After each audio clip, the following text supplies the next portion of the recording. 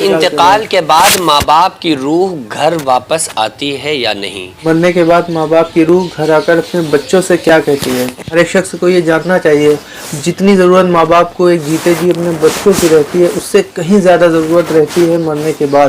اور مرنے کے بعد ماں باپ کی روح اپنے بچوں سے کیا کہتی ہے اور مرنے کے بعد ماں باپ کو اپنے بچوں سے کیا آس ہوتی ہے؟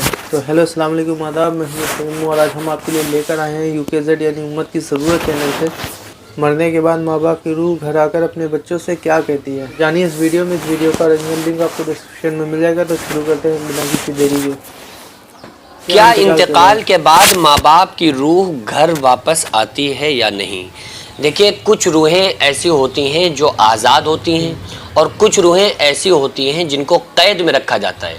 بہت سارے لوگ ایسے ہوتے ہیں کہ جب ان کے والدین یا دونوں میں سے کوئی ایک کسی کا انتقال ہو جاتا ہے تو جمعرات کے دن کچھ لوگ بڑا اہتمام کرتے ہیں اور روحوں کا انتظار کرتے ہیں کہ روحیں آئیں گی، مجھ سے بات کریں گی، روحیں کچھ کہیں گی۔ تو ہم اس چیز کا کس طرح سے اندازہ لگا سکتے ہیں اور اس چیز کی کتنی حقیقت ہے، کتنا سچ ہے اس میں اور کتنا جھوٹ ہے؟ دیکھیے، روحیں جو ہے نا وہ رہتی کہاں ہیں، پہلے آپ کو یہ سمجھنا پڑے گا۔ جب آپ یہ سمجھ لیں گے تو یہ کلیئر ہو جائے گا کہ روحیں کن لوگوں کی آتی ہیں، کن لوگوں کی آزاد ہیں اور کن لوگوں کی روحیں مقید ہیں۔ روح کا جو سسٹم ہے، جو ٹھکانہ ہے، اللہ تبارک و تعالیٰ نے دو روحوں کے ٹھکانے رکھے ہیں جن کو قرآن مقدس میں اللہ تبارک و تعالیٰ نے بیان فرمایا، وما ادراک ما علیجون، کہ تمہیں کیا معلوم کہ علیجین کیا ہے۔ ایک جگہ اللہ تعالیٰ نے فرمایا وما ادراک ما سجین، تمہیں کیا معلوم کہ سجین کیا ہے۔ تو سجین اور علیجین یہ روحوں کا مسکن ہے، روحوں کے رہنے کی جگہ ہے، روحوں کا ٹھکانہ ہے۔ انتقال کے بعد جب کسی بھی شخص کا انتقال ہو جاتا ہے، چاہے وہ ماں باپ کا ہو یا کسی بھی شخص کا انتقال ہوتا ہے، تو اگر وہ بندہ نیک ہے، جو انتقال جس کا ہوا ہے وہ انتقال ہونے والا شخص نیک ہے اور وہ اللہ تبارک و تعالیٰ کے احکامات پر عمل کرتا تھا، پیارے آقا صلی اللہ علیہ وآلہ وسلم کی زندگی پر عمل پیرا تھا، تو اس شخص کی روح کو اس کے جسم سے نکال کر علیجین میں رکھا جاتا ہے۔ علیجین اچھی روحوں کے رہنے کی جگہ ہے، اچھی روحوں کے رہنے کا ٹھکانہ ہے۔ تو وہاں پر تو شفٹ کر دی جاتی ہیں اچھی روحیں، یوں کہہ لیں، اور جو گناہگار لوگ ہوتے ہیں، جو بری روحیں ہوتی ہیں، ان کو رکھا جاتا ہے سجین میں۔ اور سجین عربی میں کہتے ہیں قید خانے کو، جیل کو۔ سجین کے معنی ہی ہے قید خانہ۔ اگر کوئی انسان جیل میں چلا جائے تو وہ اپنی مرضی سے، کیا وہ سزا کے بغیر اپنی مرضی سے باہر آ کر دنیا گھوم سکتا ہے؟ نہیں گھوم سکتا، بلکہ وہ تو قید خانہ ہی اس چیز کا نام ہے کہ آپ اپنی مرضی سے کچھ نہیں کر سکتے، آپ گھوم نہیں سکتے، باہر آ نہیں سکتے۔ اگر آپ باہر آ جائیں تو پھر وہ قید خانہ نہیں رہے گا، وہ سجین نہیں رہے گا۔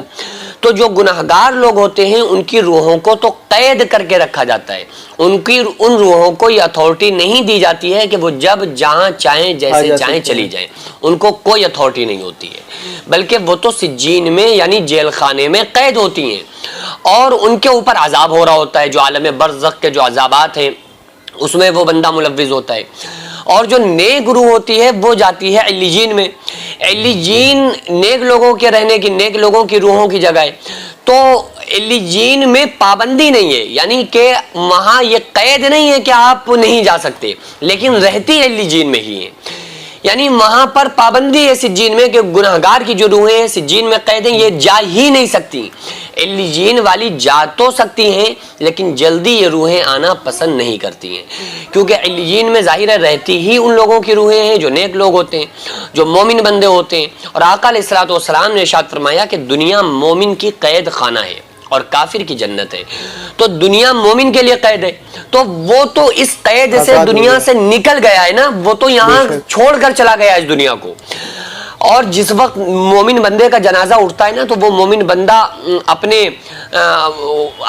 زبان میں کہتا ہے، زبان قلب سے کہتا ہے کہ اے لوگوں جلدی مجھے لے کر چلو، دیری نہ کرو غسل کرانے میں، مجھے میرے جنازے کو اٹھانے میں، نماز پڑھانے میں، جنازہ دیری مت کرو، جلدی چلو، مجھے لے جا کر اس میرے اصلی ٹھکانے میں رکھ دو جس قبر کو میرے اللہ نے میرے لیے سجا کر رکھا ہے، جو قبر جنت کے باغوں میں سے ایک باغ بنی ہوئی ہے، چونکہ روح نکلنے پر پتہ چل جاتا ہے کہ بندے کے ساتھ آگے کیا ہونے والا ہے۔ تو نیک بندہ تو انتقال کے بعد یہ کوشش کرتا ہے کہ جلد سے جلد اسے قبر کے اندر لٹا دیا جائے تاکہ وہ عیش کی زندگی بسر کر سکے. تو قبر جو ہے وہ جنت کے باغوں میں سے ایک باغ ہے یا جہنم کے گڑھوں میں سے ایک گڑھا ہے. نیک بندے کے لیے باغ ہے جنت کا اور گناہگار کے لیے جہنم کا گڑھا ہے. تو وہ تو یہ کہتا ہے کہ جلدی لے کر چلو. اب وہ اتنی مشکلات سے دنیا سے نکل کر گیا, اب وہ دنیا میں لوٹ کر آنا کیوں پسند کرے گا یا وہ کیوں آئے گا؟ وہ نہیں آئے گا.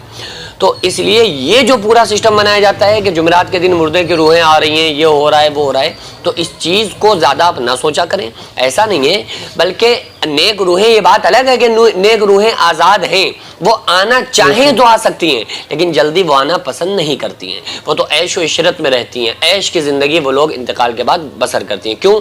کیونکہ مومن کا تحفہ موت ہے. آقا علیہ السلام نے ارشاد فرمایا کہ مومن کا تحفہ جو ہے وہ موت ہے, تو اس کو تو تحفہ ملا ہے. سب سے اچھی چیز مومن کے لیے موت ہوتی ہے کہ وہ دنیا سے ٹینشنوں سے نکل کر بہترین زندگی گزارتا ہے. گناہگار کے لیے سب سے خطرناک میسج موت ہے. تو اس لیے نیک بن کر زندگی گزاریں گے تو انشاءاللہ تعالی موت ہمارے لیے تحفہ ہوگی. تو بہرحال یہ ہے کہ ہم کو یہ چاہیے کہ اگر کسی شخص کے والدین کا انتقال ہو گیا تو اس کے لیے ایصال ثواب کریں, ان کو زیادہ سے زیادہ قرآن پڑھ کر دیں, زیادہ سے زیادہ ہم صدقہ ان کی طرف سے دے دیں تاکہ اس کا ثواب ان کو مل جائے. جب کوئی بندہ اپنے مرحوم کے لیے صدقہ کرتا ہے, ایصال ثواب کرتا ہے, تو اس کو بہت خوشی حاصل ہوتی ہے, وہ بہت زیادہ خوش ہوتا ہے کہ ہمارے گھر والوں نے عزیز و اقارب میں سے ہمارے لیے ایصال ثواب کیا ہے. بہت ہی اچھا بیان کر رہے تھے مفتی عالم مداری صاحب, اور زیادہ سے زیادہ کوشش کریں اپنے ماں باپ کو فاتحہ بخشنے کی, قرآن بخشنے کی, اور ان کے نام سے صدقہ کرنا, مسجد میں چندہ دینا, یہ بہت ہی اچھے عمل ہے مرنے کے بعد ایک روح کے ساتھ. تو پھر ملیں گے انشاءاللہ نیکسٹ ویڈیو میں, جب تک کے لیے خدا حافظ, السلام علیکم.